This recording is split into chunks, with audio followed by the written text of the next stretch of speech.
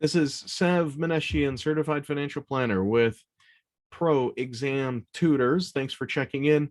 Make sure you like or subscribe if you find the content in this video to be helpful.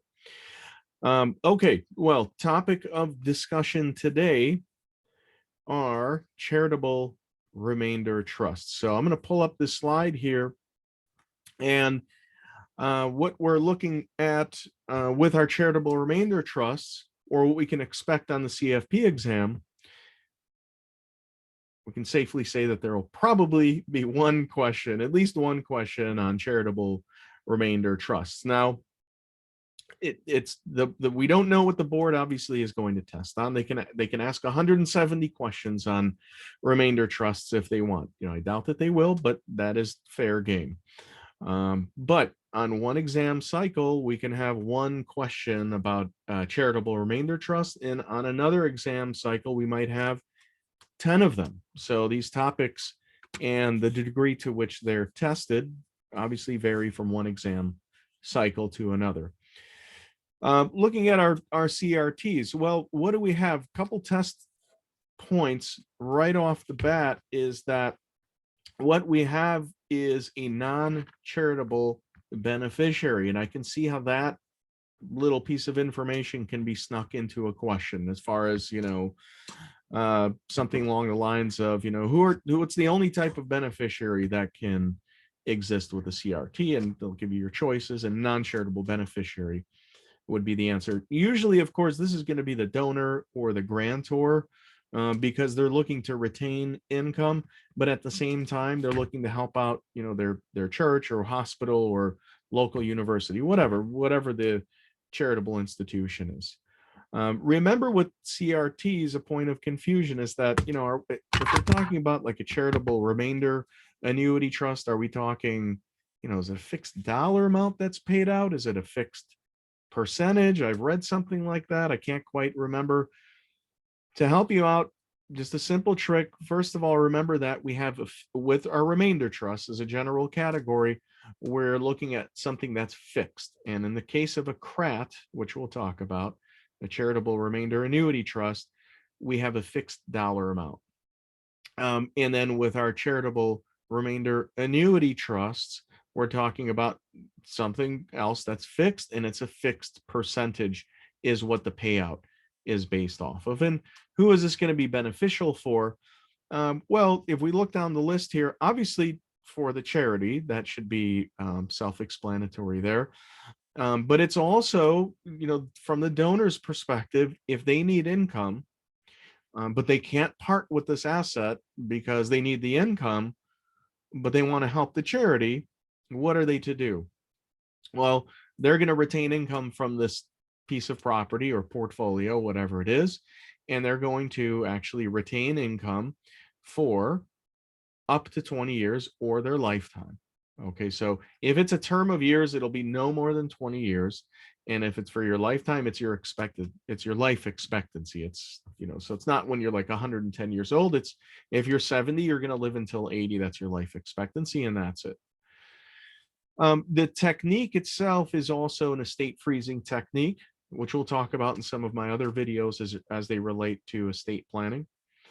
Estate freezing in the sense that, I've got this great portfolio, I need the income, or I need the need the income to live off of, and this portfolio is $1 million right now, and I expect it to grow to, I'll use a ridiculous number, but $500 million. And I really don't want 40% of my estate being chopped away because this one asset is going to be worth 500 million.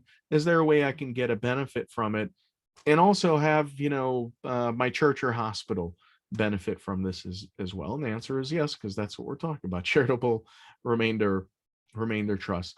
Also for taxpayers who want income tax deductions, gift and estate tax deductions, those sort of things. We'll talk about the income tax deductions in another video.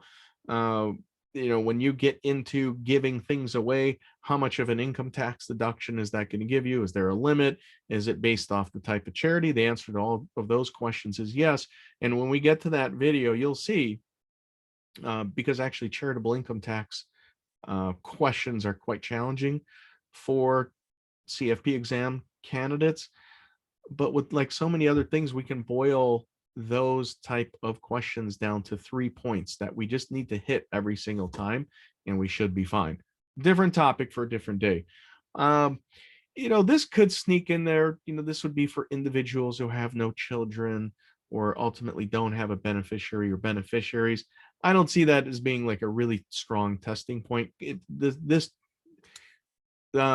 strategy really can be used by anybody. It's not necessarily for any people that don't have any children or don't have any beneficiaries. Okay, so don't worry about that point. I just put it in there, but don't worry about it too much. And then we've got individuals with highly appreciated assets that, like I mentioned before, I know that my $1 million is going to turn into $500 million, and I don't know what to do with this. I got to think about the estate tax consequences, but then again, I still need money to live off of. And then also, if we have a concentrated portfolio, so we might have a client or clients with concentrated portfolio. They've got a business, they've got and then they've got stocks and bonds, but over here we got a large chunk of real estate, and I've got too much of a concentrated portfolio. So how am I going to? I can give that away, of course. Now, I talked about the 2 types of charitable remainder trust. We have a charitable annuity trust, and then we have a charitable remainder unit trust. With our CRAT here, we're paying a fixed dollar amount. With our CRUT, we're paying a fixed percentage, which is based off the initial fair market value of the assets placed in trust.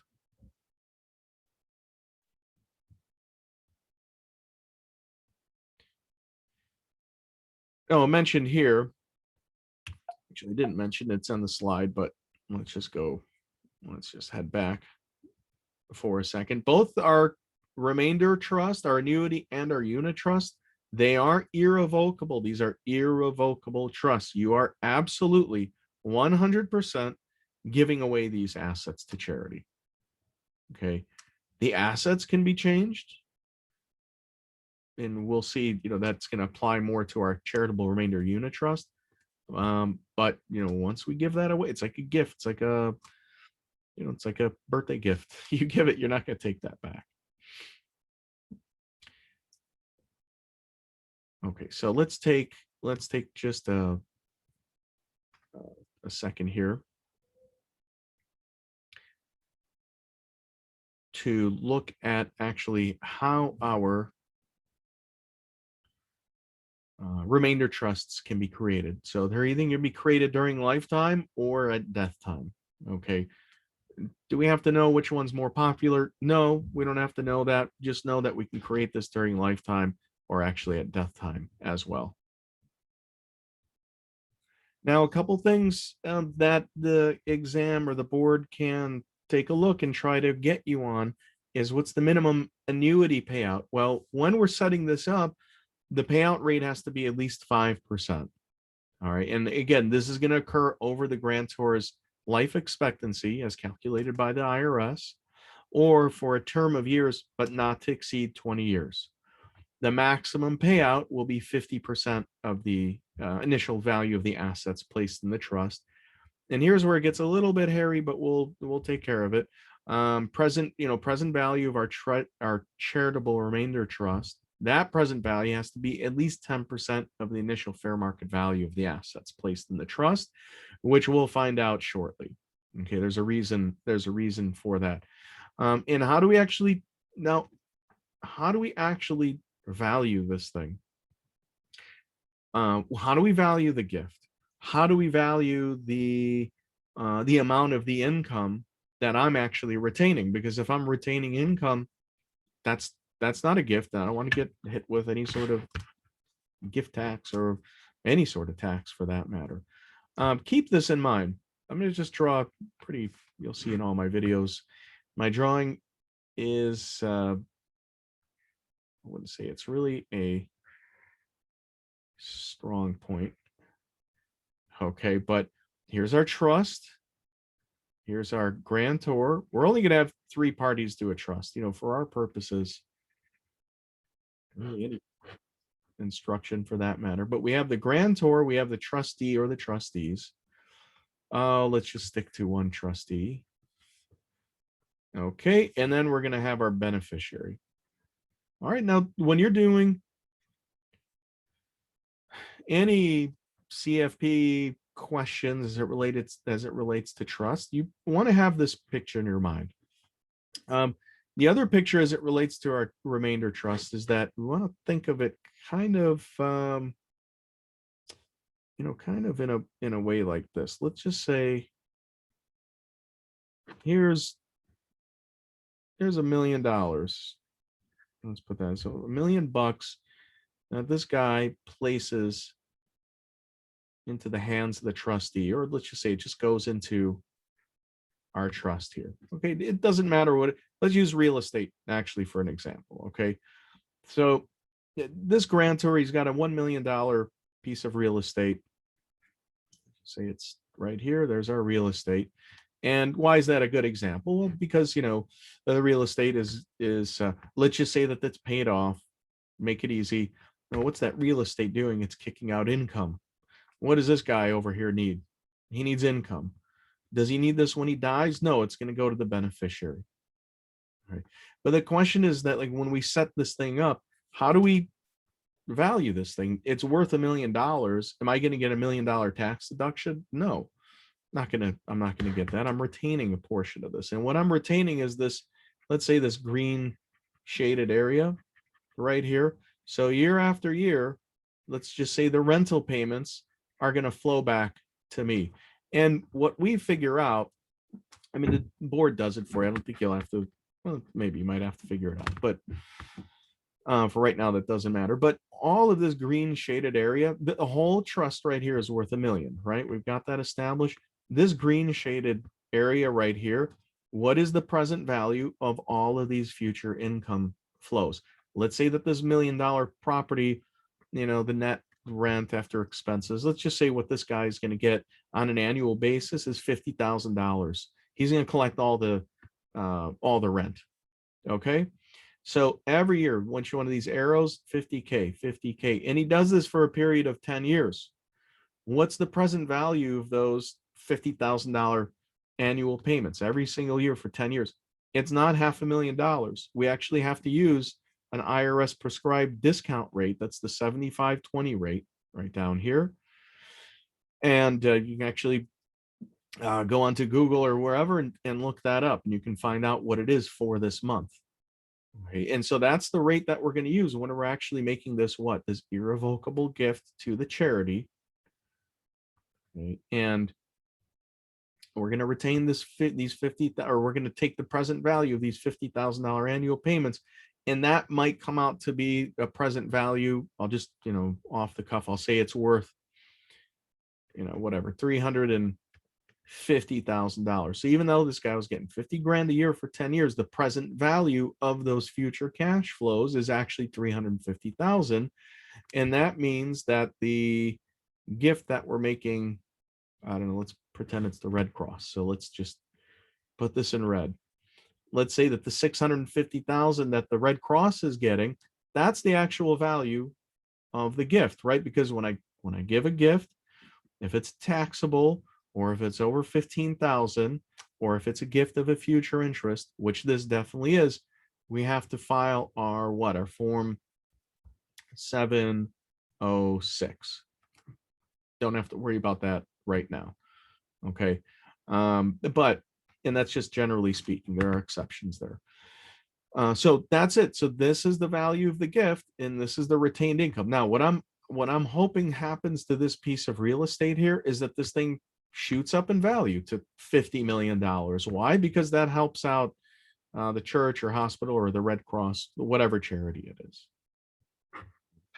And important point, the value of the income tax deduction is equal to the remainder interest received by the charity. So even though I dump $1 million piece of property into here, I'm retaining 350,000 of that value.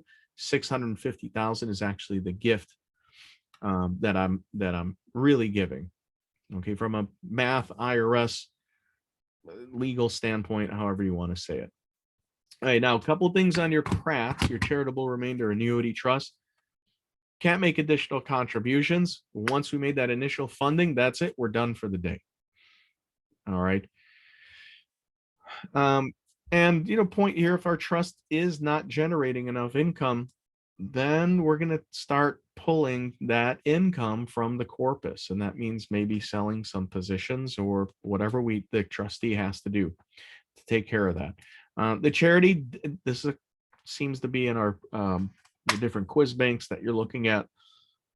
Charity doesn't need to know that it's the remainder. I could see them slipping that in there as a potential question. We just went over that the income tax deduction is calculated when the CRAT is actually funded. Everything is going on when the CRAT is funded, except for the transfer, the ultimate transfer of the property to the charity. The value of the remainder interest comes up again, depends on what the trust term, whether it's 5 years, 10 years, 20 years, or lifetime. How much is actually being retained by the grantor, and that discount rate, that very important discount rate. All right, looking at the charitable remainder annuity trust, the annual payment is once again being made to a non-charitable beneficiary. But the payment in this case is made off of a fixed percentage of the initial of the assets, and that the value of those assets are actually revalued on an annual basis. So this makes the CRUT, number one, more expensive because we have kind of like annual maintenance. Think of it that way. But where are they going to ask you about this? Well, okay, well, if we're in inflationary times, what should we do? Should we, and we have charitable intentions. Do we put $1 million with a CRAT, or do we put it with a CRUT? And if that's the setup for the question, we're going to want to tell the board, well, we're gonna do a charitable remainder unit trust, because the payout that I'm getting as the grantor is actually not based on a fixed dollar amount. It's based off of a fixed percentage of a varying dollar amount, and that's the whatever that portfolio, however it's performing year after year at year end, whenever it's revalued, right? So I put in $1 million into this trust. This year it goes up 10%, then I'm going to get a 5% payout. I'll get 55,000 this year. And if it drops to, $600,000, I only get a $30,000 payout, 5% of 600,000. Okay. So if the board says, hey, deflation is on its way, or, we've been in a deflationary period for some time, what should we do? Well, deflationary period implies what? The cost of living is going down.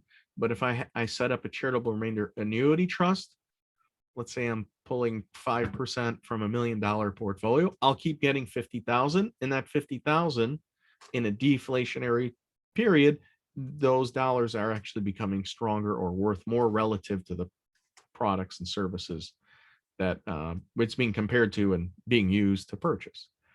Okay, so CRUT, beneficial as an inflation hedge. A CRAT is beneficial as a deflationary hedge. Of course, the remainder passes to the charity at the end of the term. Unlike our CRAT, additional contributions can be made to the charitable remainder unit trust. So in these slides here, I've added a few things that I see come up in quite often in question banks. Well, looking at our example, we've got Gertrude, who is age 70, and she's done pretty well for herself. Both of their kids are doing pretty well, so no concerns there. What we're trying to hint at here is that we're probably she's not going to be leaving this piece of property to the kids, right? They're already okay. But what she wants to do is she wants to make a gift to her church, which is nice. But she also needs the income. And so she sets up a charitable remainder annuity trust, dumps $1 million into that portfolio. And go back to that picture I drew for you guys just a second ago. We can do that. Let's do that again here. And we'll draw this as we go along.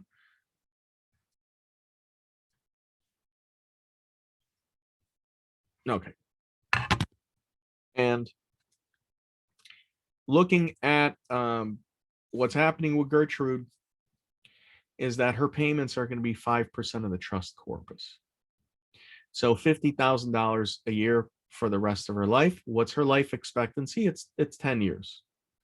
And she's going to use this 75, she's going to use the 75/20 rate, and she's going to use that to actually calculate the present value of the retained interest.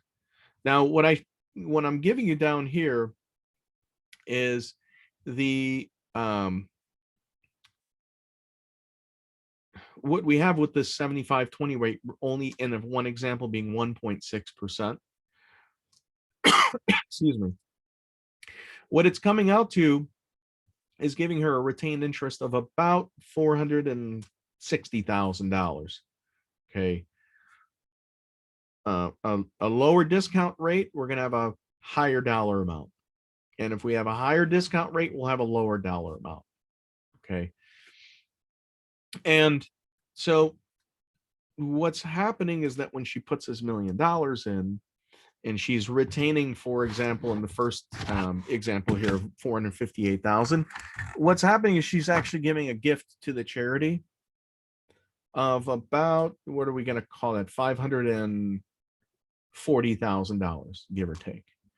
And in the second example, when the 75/20 rate is 5%, then her retained interest is 380, call it 390. We're going to have what, about 610,000, 615,000, somewhere in that ballpark, actually being the retained interest, or the 386, 385, 390, call it, will be the retained interest, and the 4 and the 610, 615, or 610, 615,000 or so, that's actually be the value of the gift. Okay, so hopefully this helps you get a clearer picture of how our CRATs and our CRUTs operate. And if you like the video, make sure that you like it. Make sure that you subscribe so you get updates as I post more videos. And if you have any questions or comments, make sure that you leave them below, and I'll make sure to get back to you. All right, thanks for tuning in to Pro Exam Tutors and our discussion on charitable remainder trusts, and hope to see you back soon. Thanks.